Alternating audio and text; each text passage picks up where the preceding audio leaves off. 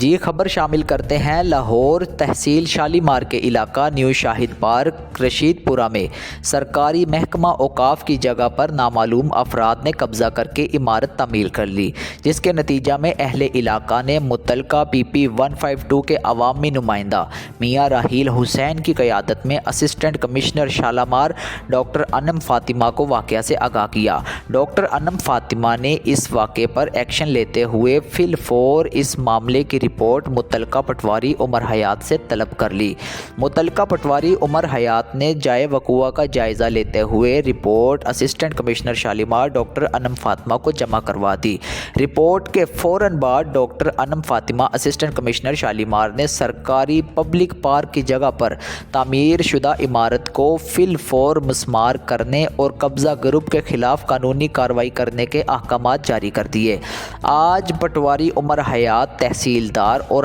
تھانہ ہربنس پورہ ٹیم کی ہمراہ ایک آپریشن کیا گیا، جس میں مشینری کی مدد سے تعمیر شدہ غیر قانونی عمارت کو مسمار کر دیا۔ اہل علاقہ کی کثیر تعداد کے سامنے تحصیلدار اور پٹواری عمر حیات نے پولیس کی مدد سے ایک شخص کو موقع پر سے گرفتار کر لیا۔ اہل علاقہ نے assistant commissioner Shalimar doctor Anam Fatima, تحصیلدار پٹواری عمر حیات اور عوامی رہنما میاں راحیل حسین کا شکریہ ادا کیا، اور اہل علاقہ نے حکومت پنجاب،